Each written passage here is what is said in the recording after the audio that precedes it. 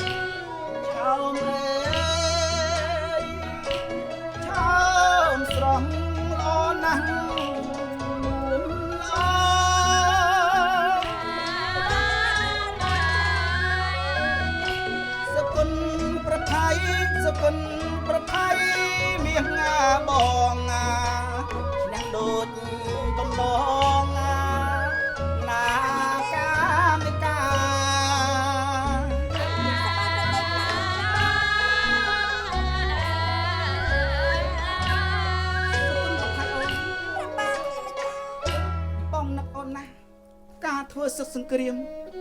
បងឆ្លងកាត់មហាព្យុះសង្គ្រាមយ៉ាងសម្បើមក៏ប៉ុន្តែហាត់មួយចំហៀងតតាំងចំពោះប្រជាមិត្តឯគំនិតមួយនោះគឺនឹកដល់រូបអូនស្ងួនវលៈឥឡូវអូនសុខសប្បាយធម្មតាទេអីព្រះបងខ្ញុំម្ចាស់មានសេចក្តីបរមសុខជាធម្មតាទេណាព្រះបងម្ចាស់ខ្ញុំម្ចាស់សប្បាយក្នុងប្រទេសណាតែបានម្ចាស់បងទ្រង់ស្ដេចយាងត្រឡប់មកវិញណាក្រាបទូលជាការប្រសើរណាស់អំណេះតទៅដូចទៅបងពាក្យបងដែលបានសន្យាចំពោះអូនថាបំណាច់បំណងដែលបងពងប្រាថ្នា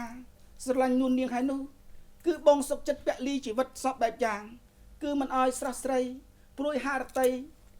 ឬនៅអពមង្គលនៅក្នុងក្រុមគ្រួសារនៃពុជពងវងខតយៈទេណាអូនណាព្រះបងខ្ញុំម្ចាស់អរព្រគុណណាស់ម្ចាស់បង